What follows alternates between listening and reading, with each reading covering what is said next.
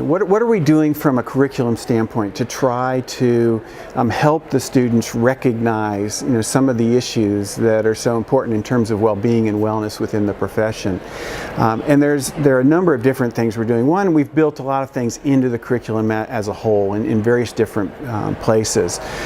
We have a number of courses that are specifically designed to that, which at this point in time are elective courses, and so not all of the students will necessarily take those, but the student that really feels like they have that need because of whatever is going on in their lives, that opportunity is certainly there.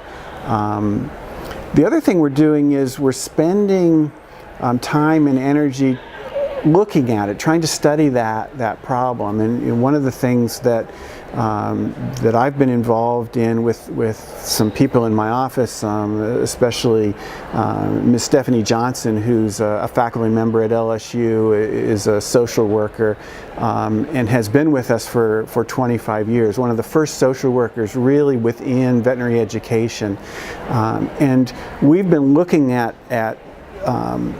surveys that try to define how deep does that problem go within our students, but also within our alumni, and we've been finding some really interesting things, but the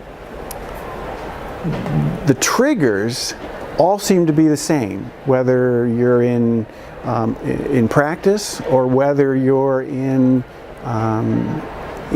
school as a student. It really seems to be this idea that you're not as good as you think you should be, and you're not as good as those around you, which is most of the time completely false. But it's this feeling that these people that are high achievers and have always been high achievers are having difficulty seeing themselves as achieving what they expect themselves to be within this environment, whether it's school or practice, and that really sets them up, I think, for depression and anxiety, and those are the things that then often set them up for suicidal ideation. I think it's an increasing problem, but I don't think it's as much of an increasing problem as it would seem if you just look at statistics. I think it's always been there.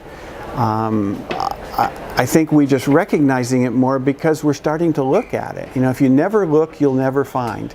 And now we're looking, and I think that part of it is that. I think it's always been there, it's just now being recognized more.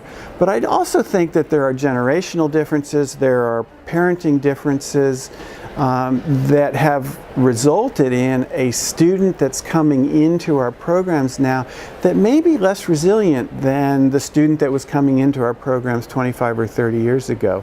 And that's just an impression that I have. I don't know that that's really true, but it's an impression that I have, that the resilience may not be quite as high, and if the resilience isn't as high, it kind of magnifies some of those other things.